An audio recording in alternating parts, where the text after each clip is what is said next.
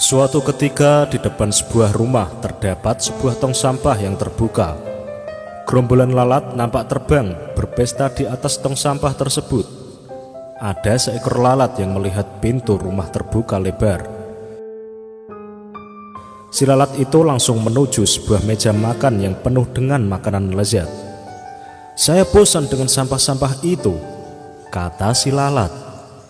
"Ini saatnya menikmati makanan segar," katanya. Setelah kenyang, si lalat bergegas ingin keluar dan terbang menuju pintu kaca saat dia masuk tadi.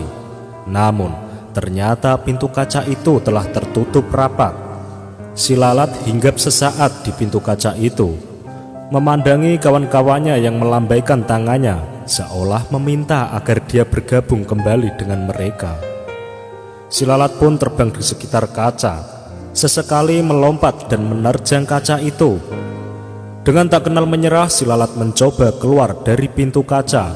Lalat itu merayap mengelilingi kaca dari atas ke bawah, dari kiri ke kanan, bolak-balik.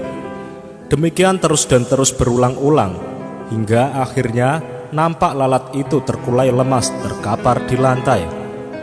Tak jauh dari tempat itu nampak serombongan semut merah yang sedang mencari makan. Dan ketika menjumpai lalat yang tak berdaya itu, serentak mereka mengerumuni dan beramai-ramai, menggigit tubuh lalat itu hingga mati. Kawanan semut itu pun mengangkat bangkai lalat yang malang itu menuju sarang mereka. Dalam perjalanan, seekor semut kecil bertanya kepada rekannya yang lebih tua, "Ada apa dengan lalat ini, Pak? Mengapa dia sekarat?" Semut yang lebih tua menjawab, "Oh, itu sering terjadi.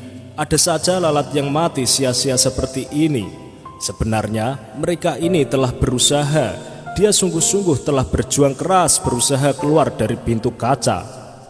Namun ketika tak menemukan jalan keluar, dia frustasi dan kelelahan hingga akhirnya jatuh sekarat dan menjadi menumpahkan malam kita."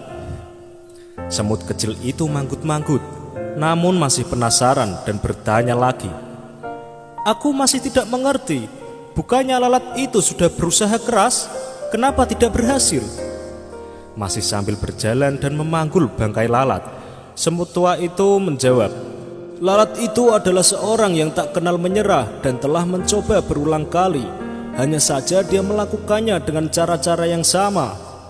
Semut tua itu memerintahkan rekan-rekannya untuk berhenti sejenak, seraya melanjutkan perkataannya, namun kali ini dengan mimik dan nada yang lebih serius. "Hai anak muda, ingatlah jika kamu melakukan sesuatu dengan cara yang sama, tetapi mengharap hasil yang berbeda, maka nasib kamu akan seperti lalat ini.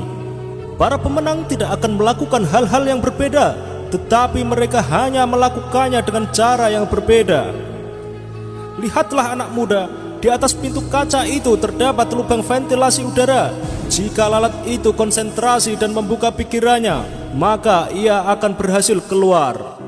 Dari cerita tersebut, kita dapat melakukan evaluasi pada diri sendiri.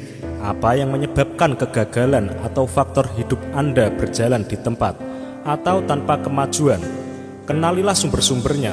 Semakin Anda mampu merinci faktor kegagalan, maka semakin tajam Anda mencari solusinya, yang pastinya dengan cara yang berbeda.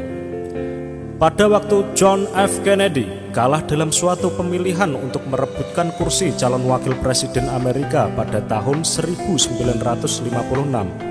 Dalam kegagalan tersebut, dia tidak putus asa dan tidak berhenti, tetapi sebaliknya ia berkata, "Sekarang kita sudah mengetahui kesalahan-kesalahan yang kita perbuat dan mengetahui apa yang harus kita perbuat untuk menang pada pemilihan yang akan datang.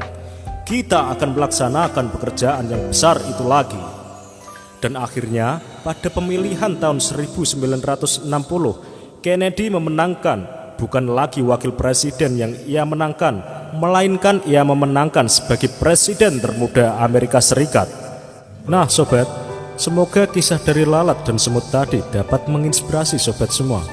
Ikuti terus video dari Celah Terang, inspirasi dahsyat rahasia pola pikirmu.